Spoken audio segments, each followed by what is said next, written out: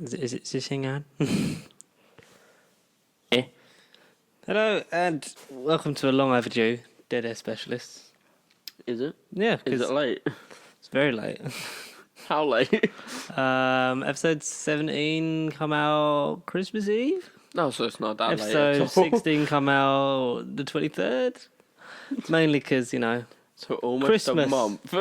Yeah, because Christmas and like all the games that sort of happened like weekend, midweek, weekend, midweek, like, and then, just lives. Because Christmas with your family, and Nikos has been ill. So Matt to the rescue. We're going to try and breeze through as many of these today as we can. Boo, Nikos, boo. Why are you booing a Spurs fan, man? Because he's been ill. Alright. So, Matchweek 18 of Dead Air Specialists. 2019 to 2020. Didn't remember any of these watching it. I remembered one, and that was the Spurs game. We will. There's only 9 games in this this group because I think this is when Liverpool were doing their Super Cup. Super Cup thingy. shite. So we'll we got start off with boring one. Everton Arsenal 0-0 at Goodison Park. Their successors, as they were then waiting to take over. They've been in the job for a while now. Proves how late we are. But Ancelotti and Arteta are in the stands, while Ferguson and Lundberg took their final games as interim managers. Pretty boring one, really, wasn't it? It's been just about as boring watching them since Arteta and Ancelotti took over. No. Arteta's been doing some stuff, man. We're actually... Save it for the next one, yeah? Save it for the next one. I will. I'm saving it for the next one that we're going to record like straight after this, but... Don't ruin the illusion. Oh, no, we recorded this ages ago. We're on time. But it was just... it felt like sort of an end-of-season game, like nothing really was, we're not going down, we're not winning anything, we already know what's happening, we're just going to... The organisation was a bit better, but, like, judging by Arsenal this season, that's not hard. I mean, Everton should have won it. Should have, yeah. Ferguson really got them playing well under him. It was a shame that he didn't get the job full-time. But is it the second? Yeah, he's second. So Ancelotti and Duncan Ferguson, man, that's a team up. That's pretty cool. Who would have thought that would have been the case at the start of the season? No, but you can't. Unfortunately, it's a results-based business, But you can speak from experience. You've had your own new manager this very season, so it wasn't really anything to shout about from either team. There was chances that were few and far between. It was a boring 0-0 draw. It was. It was just sort of nothing of note, really. There was some great sparks from both teams, but like you said, Everton had I think a couple more chances to kind of put the home advantage to rest and get the goals in. But actually, there was something to talk about from that game. What was it? Pickford in his sun hat. Yeah, Pickford wore a baseball cap because it's sunny, and as a pale Scouse boy, I'm ginger. that's why he was wearing it, because he didn't want to get sunburned. But yes, He's gonna really hate you if we go to the Euros. I thought he said he's going to really hate us if we go to the Euros. I was like, well, are we going? He's just gonna be sitting on the pitch, be like, "Look, sub me off. I can't see. I'm burning up." Yeah, but it's all over. It's all over the place, isn't it? Mm. So probably when he plays over here, it'll be raining. Knowing his luck, it'll be sunny everywhere else. He comes over here and it's still fucking sunny. Yeah, it'll be like, all right, I got me sun cream on. But yeah, 0-0. We move on to Newcastle Crystal Palace. It was a 1-0 win to Newcastle. Steve Bruce doing bits. Who'd have thought he'd be doing better than Rafa? I mean, nobody really. No, I don't think even Newcastle fans would have given him that, would they? No, I mean, weren't people like calling him to be sacked from like day one? Yeah, there were people hating him, but then he got results against like United. He's really sort of had a bit of a turnaround. Old Brucey.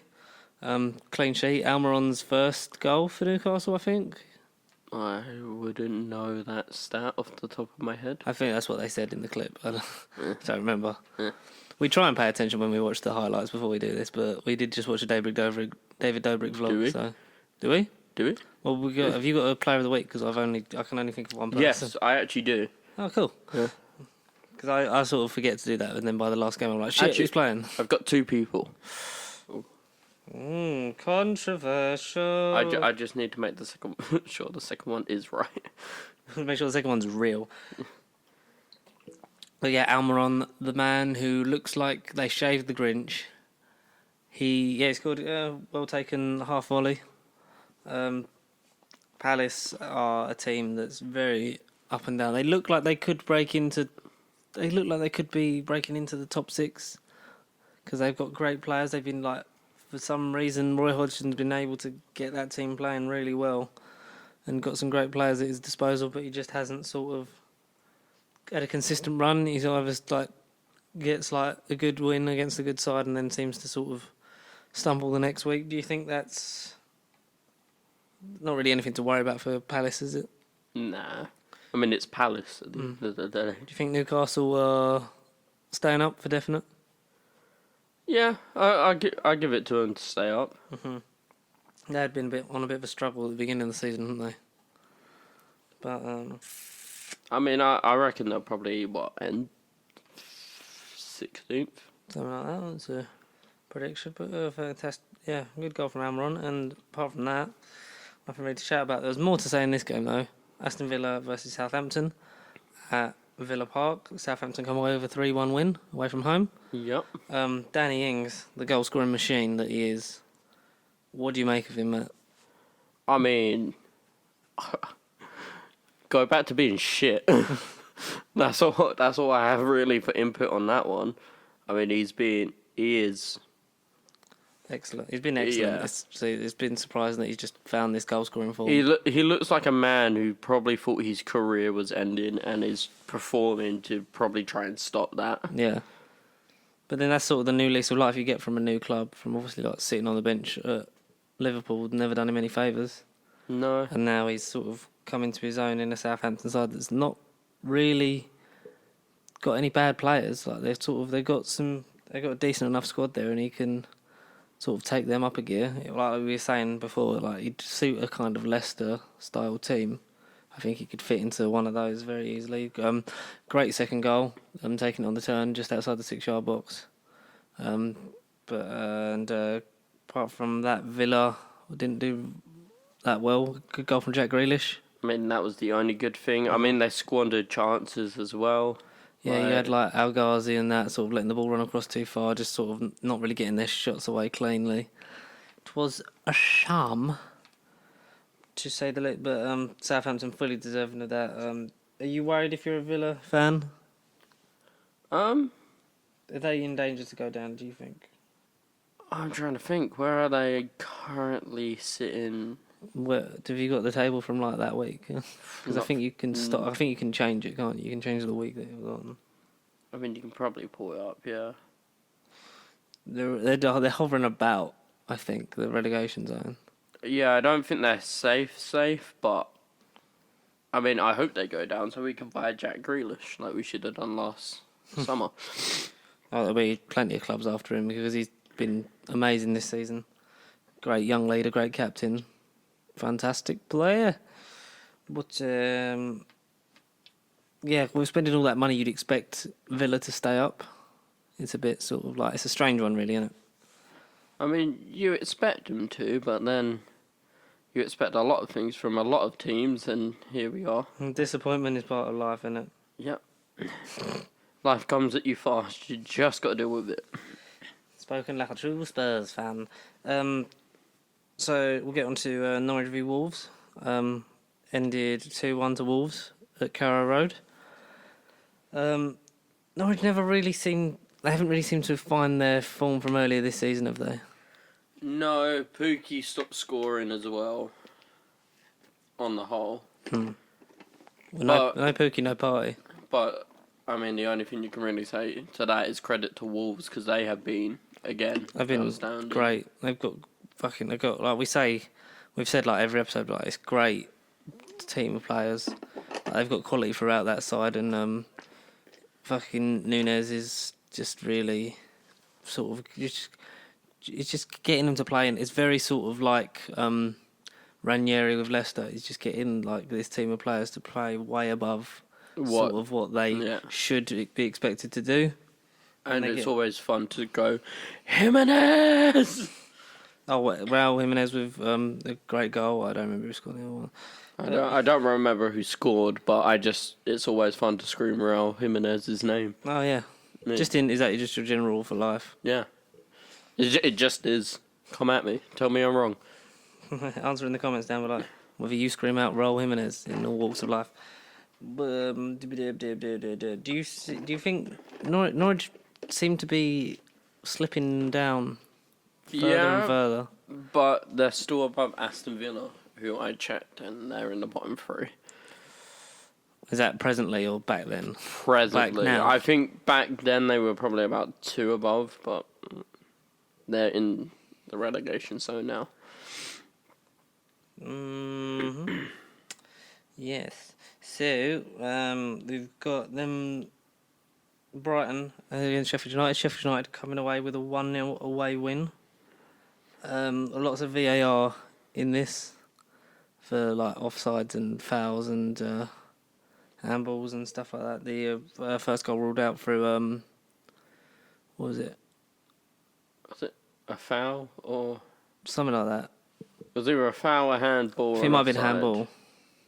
So it was one of them ruled out through VAR from Luke Freeman's free kick, corner, and then the header being ruled out. They did get a goal through.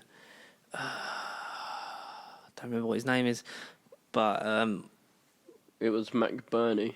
Was it? Yeah. No, McBurney. Yeah. Yeah. Cool. Should have had more really, Sheffield United. Yeah. There was a chance missed right at the end to make it 2-0 and put the game to bed. Mm-hmm. But I mean, Sheffield United. They've been really dangerous this season since coming up. They've made a fortress at home, and now they're getting important wins against. Like Brighton's not an easy place to go. They've been playing really well. I mean, they're up where they are in the table for a reason. Yeah, exactly, and it's been sort of hard to It's been really hard to sort of gauge where everyone's going to finish. Because teams are performing one week, fouling the next week, and then I don't know. It's a weird one. We all know Liverpool's going to win the league, and that's about it. Oh, that's the sort of the only thing that's certain, isn't it? Mm. Is that they're going to win it, but unless we can have Henderson slip in every single game until the end of the season. We'll just do a full Steven Gerrard. Yeah, but in every game. Is it possible for that to happen? I don't know. What is it? I mean, we can only hope. But trying to fucking search if I can get the table up as well. But Bournemouth Burnley should have been maybe a couple more cards in this game. Yeah, I mean, Simon Francis got kicked in the head badly. Mm. I mean, credit what he stayed on the pitch, I think. Yeah. But like, I mean, if Far is sending Zon off and Aubameyang off for, I mean, Son's challenge, it was silly, but it was nothing in it. Aubameyang's later on, not on this game week. But it's a case of, it was a harsh tackle. But how does a high foot to a head of a player going for the ball or not get you sent off? I don't know, but I've got the table. Ooh. Yeah, so, it was really high. I mean, there was a couple of high challenges from Burnley on Bournemouth players, and you wonder what is VAR actually for, apart from like offside goals and handballs. It's to help Liverpool win the league. Apart from that, what is it for? I don't know, because it's a broken system that only works in the UK, apparently. How would you, because it's been a big debate because this is the first season with VAR, like, what do you think we need to do to improve as a competition? I mean, VAR needs to work how it works in the Champions League and literally every other top European league. Mm-hmm. I mean, the fact that the Champions League, even when it's dealing with the English teams, can do so much better than what we can do with it. Mm-hmm. We need to take notes from that, or even like the referees and all the VAR assistants and whatever need to go sit down with all the other people who've been using it for a little while, take notes on how they're using it and implement it into our game. Mm-hmm. If not, scrap the fucking thing. Or scrap the whole refereeing committee with English football as a whole, because... Do you think this needs to be taught at all levels then? Yeah, because if it's not VAR that's wrong, it's the refereeing that's wrong. Yeah. So not having the confidence in the decision. Yeah, so something needs to change, and it's either VAR's working perfectly fine how it works in every other league, it's just our referees and our assistants don't know how to use it. So, I don't know, it's a case of something is wrong. It's a difficult one, yeah. Like you say, something is definitely wrong.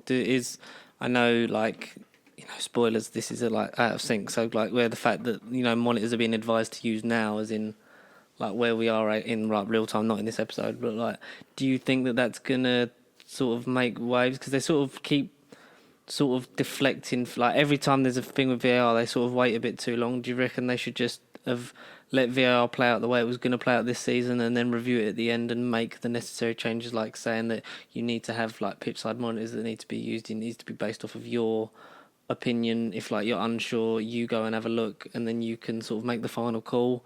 Do you think there should be like governing bodies that are checking it constantly throughout the game, so that then it doesn't upset play? Like, what would you think would be the best for the game? It's a difficult one, really, because it's a case that they need to narrow down and pinpoint exactly what it is that's making it not work. It's the inconsistency more than anything. Mm-hmm. So how can you give, say, a red card to Son, but then not give it to France, like the person who kicked Francis? I can't think of who it was. Mm-hmm. But, I mean, it was a high boot, studs first, right in the side of the head, right next to the temple, and not even get booked for it. Yeah, it's a funny old thing. They need to have sort of and they need to have a standard for refereeing. And I think also, like we've said many times, like players and managers are made to be accountable for poor performances, both on the pitch and off. So why is the same stipulation not given to referees? Like, why aren't a match of the day like saying, or Sky Sports, like, you know, you've made this decision, can you tell us why, what was going through your head? Or, like I've said before, might come up like NFL, so then they have to like say to the crowd, like, you know, goal disallowed because of handball, or like yellow card overturned to a red because of dangerous conduct. Something like that. Have the referee, have the replays shown on the big screen. But I suppose the difference with the NFL and English football is the fans more than anything. Yeah. Because like we're so, like, as a community of fans, we like it's the same no matter where you go. We're a lot more passionate. We're a lot more hot-headed about everything that comes up. Where that's like fair enough, yeah. The NFL, you can go to a game and sit next to the team that you're playing, and it's a case of good game. Like nothing's wrong with that. Yeah, but then maybe like sometimes we need a bit of that, especially when you get into what you're going to say in the Chelsea game a bit later on. But apart from that, there wasn't really much to shout about. I mean, Burnley got the goal in the end to win it, but it's one of those that could have gone either way. It could have gone either way, but yeah, Burnley deserved to win it for what they were playing, like how they were playing, but then they should have also been a man down from the beginning. So swings and roundabouts. We got a lot to still work out with VAR. Man City Leicester, as you said, the last time Leicester really sort of played well. Yeah, 3-1 to Man City in the end. Decent performances from both sides. It was literally end-to-end stuff. What did you make of? I mean, it was both teams. It was going either way. It was the person who scored to make it 2-1. Yeah. I reckon if Leicester scored that goal, it could have easily just been their day as well. Yeah. I mean, it was the last time Leicester performed well as well. Like, they've just been on a downward spiral since then. I don't know if it was the loss to Man City that shook them, and they haven't quite recovered mentally or not. I wouldn't know. But I mean, like, as for both teams, like, the players played well, the tactics were right. It's just on the day Man City wanted it a little bit more, and they won it. Simple like. There's not really much else you can say apart from that, can you? No, they were both good teams. There was not really like nobody gifted opportunities. You can't really point out anything that was particularly wrong. It was just a case My of microphone's turned off. yours or mine. Mine. Oh, it was just a case of that's what's happened. But yeah, great goals from Mahrez. Jesus actually got one. Hooray! And he scored for Leicester. Vardy, great goal. Great counter attacking. They went in the lead, didn't they? They were originally 1-0 up. They were 1-0 up, and then City came back and dominated. Got the job done, yeah. And like you said, it was great. It was probably the most entertaining game in this week. When you look at it, there's obviously no Liverpool to watch because they were in doing their club stuff. Watford beat United at home. 2-0 to Watford. Clear-cut chances from United to get goals, especially from Harry Maguire from a set piece. And who else was it? Can't remember. But you got to say fair play to Troy Deeney and Co for getting the goals in and getting the result against Watford. I mean, Deeney's a good fucking player. Underrated. Oh yeah, he is. And Watford, I think, are like you saw how much they missed him. Yeah. Because they were sort of didn't really have a leader on the pitch apart from him. Like, so without him, they sort of really didn't have a voice to go in and do all that. But I mean, he gets that whole team moving, that whole team working. He's worth ethic. Yep. It's that's the thing. He's always there, like, and he scores some good big goals as well. 100%. Do you think Ollie's job is at risk? I think it's been at risk since the start of the season. I don't know how he's still in it, if I'm honest. Because it's good for us. His record against the Big Six is something that keeps him in. But do you give him time, or do you say that, other teams have been harsher for a lot less? Do you think that can... I mean, other teams have been harsher for equal or even better results, but as long as Ollie stays in the job, that's good for everyone else. Yeah. Everyone else. So like, I'm not a United fan, so I'm not gonna say Keep him in, switch it up. Yeah. Final game, which you've got now a bit to say about. So it was the big game on the Sunday. It was Tottenham 0, Chelsea 2. Son also getting sent off. Claims of racism from Rudiger from the home fans. What do you have to say about this game, really, Matt? This is sort of the only thing I've got to I'll start. ask you. I mean, I'll start with the positives, and that is William. Yeah. William completely took control of every aspect of the game. Oh, 100%. In terms of football, it was the William show. Yeah. And that pains me to say it, but I've always thought he was a good player. Yeah. So when Conte was there, was it? And he just got benched and didn't play. Oh, yeah, constantly, wasn't he? Like that, I mean, I thought it was quite funny at the time. Maybe this is just a little bit of bad karma for it. But, yeah, like, for pure football-wise, William show all day long. Gazaniga had a mad moment, but I loved the Sky commentary just going, oh, he's a bit inconsistent, he's a bit flip-floppy, he always does reckless challenges. Like, he doesn't. That was the first and only time he's done it. He's not Hugo Lloris. Yeah, he's not drink driving, is he? No, he's not. Not only that, he's like Lloris just on the pitch does stuff like that every other game. Oh yeah, 100%. Like Gazaniga has been solid, and he is not getting enough credit for it. That game was bad for him, and the next game he was a bit shaky because of it. But I think Gazaniga, especially from a non-Tottenham fan point of view, the more game time that he has had, he's got better. You can see like he is still a young keeper. You need sort of a Lloris type person to guide him through that, but people only get better with time and experience. And he's not been terrible. He's done a solid job. He's done what has been asked of him. He's pulled off a couple of worldies, and he's let a couple of shots in that he could have possibly got to, but all goalkeepers do it. Yeah. As for the other stuff that happened in the game, I'm going to start with the Son challenge. Yep. Like, that was... Like, I mean, again, it goes back to VAR. Francis got kicked in the head, high boot, and that weren't booked. But Son's apparently was misconduct, even though he was the one who got fouled to begin with. He got fouled, but he didn't need to kick out. No, he didn't. I'm not defending that. Yeah. However, it's... One for one for yeah. another. You should have a consistent level of... It brings up the inconsistency Yeah. again.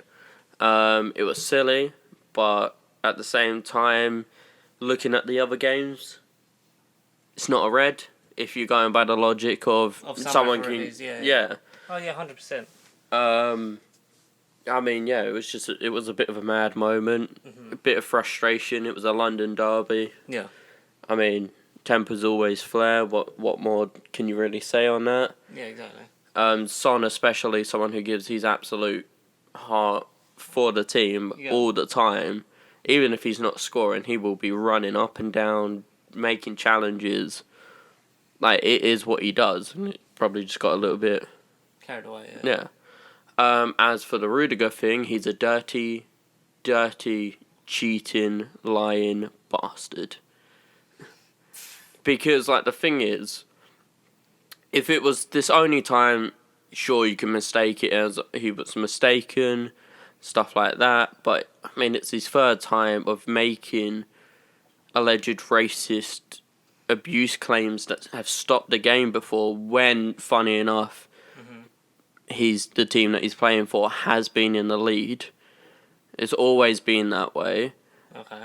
And then obviously the reaction from it that afterwards, where like every single English media outlet was just slating Spurs, slating the Spurs fans, all sorts, and going, oh, well, how can this new stadium with all the technology in it not pick it out? Is because nobody was. The only person that actually did get arrested for racism was a Chelsea fan sitting in the Chelsea end making, I think it was like, I don't know what was said, but he was like making jokes towards Son. Yeah. Like it was Korean abuse, but did that get reported? I think I saw it probably once on like an irrelevant, like not one of the big news outlets, media outlets sort of things. Yeah, okay, yeah, I get that. But like then it just paints a bad picture that all Spurs fans are racist and stuff like that, and it's not when... It's a funny old world, sports media, isn't it? Yeah. That's the thing. And then the only person that got arrested was a Chelsea fan, so, you know. Draw from that what you will, really, can't you? And you can't turn around and go, oh, well, Rudiger was being a nice guy, he probably heard the Korean abuse and thought, nah, stop the game. No, of course he didn't. He was like, oh, I've been injured, Son's been sent off, we're 2-0 up, got 10 minutes left, yeah, let's make more of a meal out of this. I can see your argument for it, yeah. He's done it before, and I reckon he'll do it again. Well, it says a lot when in January no one still has been charged with that, so... No. It's never been found. The case got dropped, and we had the police in. We pulled back all the CCTV, all the audio clips, because everyone in that stadium now, as soon as you enter, is watched by a camera, and the mics and the cameras are so good now because of the whole racism thing. When it was built, everything that is said in that stadium can be heard. Well, that's fair. There's not really much you can argue with that, then, is there? But yeah, that sort of brings to a close Matchweek 18. I'll go over the table and then we can go through our players of the week. So after 18 games, like a month ago, we have from 20th upwards Watford and Norwich with the bottom two spots with 12 points. In 18th you got Aston Villa with 15. 17th you got Southampton with 18. 16th not playing this week because of the Club World Cup with West Ham, so still got a game in hand. They are on 19 points. Everton with 19, Bournemouth with 19, so that's 14th. On 13th you've got Brighton with 20 points. Then Crystal Palace with 23. 11th we've got Arsenal with 23. 10th Burnley with 24. 9th Newcastle with 25, and United also with 25. 7th we've got Tottenham with 26, Wolves with 27, Sheffield United with 28 points in 5th. Top 4 is Chelsea with 32, Man City with 38, Leicester with 39, and Liverpool, the runaway leaders, even still having not played, with 49. And we'll see, in these next couple of eps when we try and catch up how little has changed. or probably more in favour of them, really. No. They've got a massive fucking gap now. But who was your player of this week? Good Squire? As I said earlier, I got 2. Go on then, hit me with both yours. One is Francis for taking that absolute kick to the head like a champ. He played the whole 90 minutes, I believe, after that. Could be wrong, but I know he continued playing. And Williams also my player of the week this week. He just kind of big boss that game, didn't he? Nah, I hate to say it, but William, he fully took control of that game. There was no stopping him. And like no one else in any other game was really standout. No, William sort of just he ran that game, like obviously got that great solo goal, got the penalty as well, and sort of just orchestrated. Actual player-wise, he was just on everything. So like, and that's surprising because Chelsea haven't really had many games where it's just been the one player that stands out. They've all sort of been like great teamwork. Yeah, great teamwork and good performances. But William just, like you said, ran that show, and it's nice that we sort of both get to agree on that one. We can, where can they catch us, Matt, for more of this stuff?